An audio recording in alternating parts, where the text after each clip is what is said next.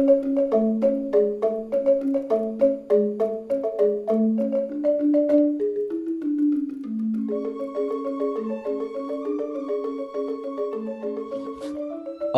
Swastiastu. Oke semeton, kali ini kita udah sampai ya di Taman Pujaan Bangsa Margorano yang terletak di Desa Margo, Kecamatan Margorano, Tabanan. Di sini kami akan nge-vlog sedikit memberikan penjelasan tentang sejarah Puputan Margorano dan latar belakang terjadinya perang Puputan Margorano. Sebelum itu izinkan kami bertiga memperkenalkan diri kami. Saya Imade Wisma di Prayoga, absen 15. Saya Ikadek Dwi Payana, absen 12. Saya Iputu Ditya Putra, absen 16. Oke semeton, ikuti vlog kami ya sampai akhir. Oke, Puputan Margorano adalah perang masyarakat Indonesia, perang rakyat Indonesia melawan tentara Belanda yang terjadi di Desa Margo, Kecamatan Margorano, Tabanan, yang dipimpin oleh Insinyur I Gusti Ngurah Rai, yang monumennya ada di belakang saya. Dan perang di Margorano biasanya disebut dengan Puputan Margorano. Puputan Margorano itu yang maksudnya dari bahasa Bali itu artinya perang sampai titik darah penghabisan. Perang Margorano ini terjadi pada tanggal 20 November tahun 1946. Latar belakang perang di Margorano terjadi karena perjanjian Linggarjati yang menyatakan bahwa negara Republik Indonesia hanya meliputi Jawa, Sumatera, dan Madura. Hal itu membuat wilayah yang tidak termasuk ke dalam perjanjian Linggarjati menjadi sasaran empuk bagi Belanda. Misalnya saja wilayah Bali atau yang dahulu disebut dengan Sunda Kecil yang kini dimulai atur-atur oleh pasukan Belanda. Selain itu, perjanjian Linggarjati pada tanggal 1 Januari 1946, Belanda harus keluar dari wilayah Jawa, yang termasuk Jawa, Sumatera, Madura. Oleh karena itu, 2000 pasukan Belanda sudah keluar dari wilayah tersebut. Selain akibat perjanjian Linggarjati, perang Puputan Margorano juga dipicu oleh penolakan Letkol I Gusti Ngurah Rai yang saat itu menjadi kepala divisi utama Sunda Kecil terhadap Belanda untuk mendirikan negara Kesatuan Indonesia Timur. Kedatangan pasukan Belanda di Bali bertujuan untuk menyatukan Bali dengan wilayah negara Indonesia Timur lainnya, juga menjadi alasan munculnya perlawanan. Pasca itu, I Gusti Ngurah Rai mengetahui bahwa Belanda datang untuk mengirim pasukannya.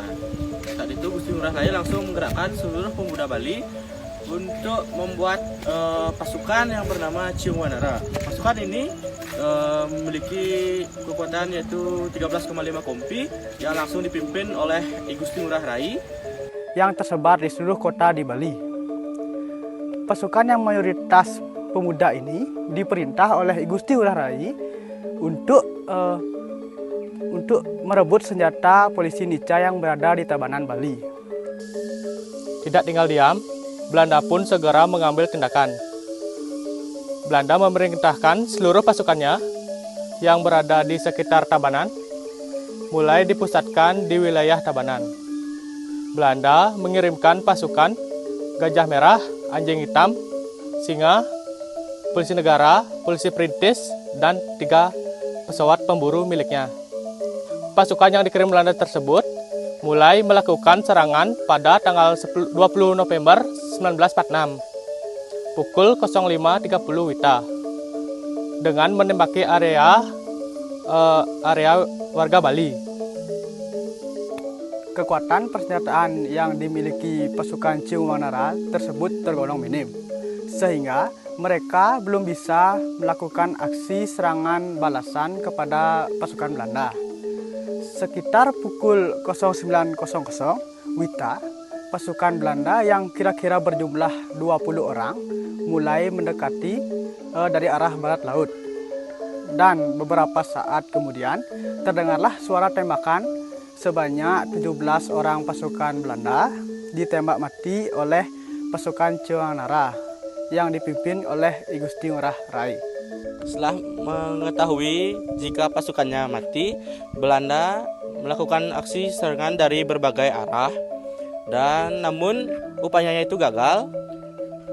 Dan karena pasukan Ciwanara berhasil melakukan aksi serangan balik.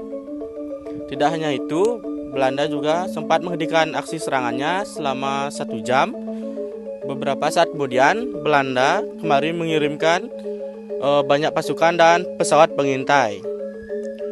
Kira-kira pukul 11 WITA, serangan ini kembali berhasil dihentikan oleh pasukan Ciwanara. Akhirnya Belanda pasukannya mundur sejauh 500 meter ke belakang untuk menghindari pertempuran. Nah, kesempatan kali ini digunakan oleh pasukan I Gusti Ngurah Rai untuk meloloskan diri dari kepungan musuh. Dalam perjalanan meloloskan diri, tiba-tiba Belanda mengirimkan pesawat terbang untuk memburu I Gusti Ngurah Rai bersama pasukannya. Untuk terakhir kalinya, I Gusti Ngurah Rai menyerukan puputan, yang berarti habis-habisan. I Gusti Ngurah Rai bersama pasukannya bertempur melawan Belanda hingga titik darah penghabisan.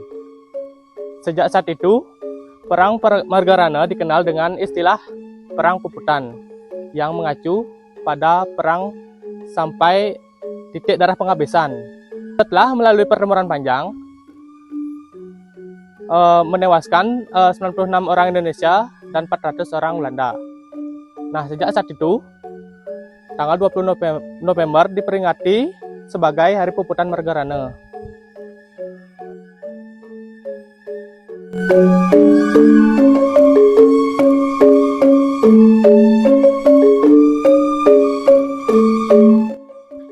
Oke, sebentar. Kali ini kita akan keliling ya di Taman Pujaan Bangsa Margarana. Di depan kita ini udah ada langsung monumen I Gusti Ngurah Rai. Sebagai pengingat jasanya terhadap bangsa kita, ya udah membela bangsa dan negara kita, memperjuangkan kemerdekaan bangsa kita. Nah, lanjut dari di belakang monumen tadi terdapat ada makam-makam dari pahlawan.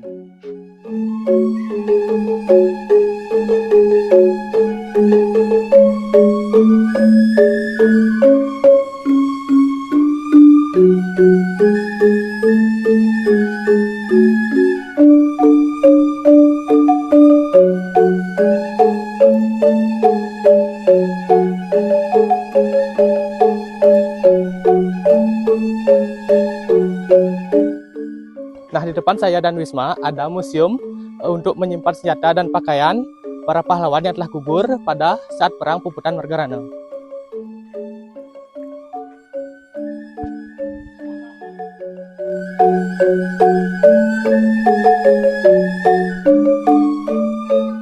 Oke, di sini kita udah memasuki ke areal museumnya sebetulnya.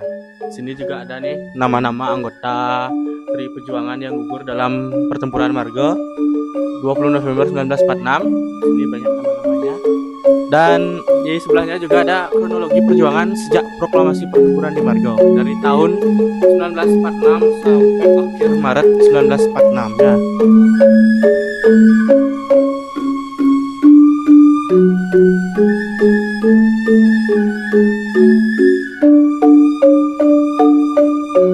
Karena tutup nih museumnya, jadi kita nggak bisa masuk ya.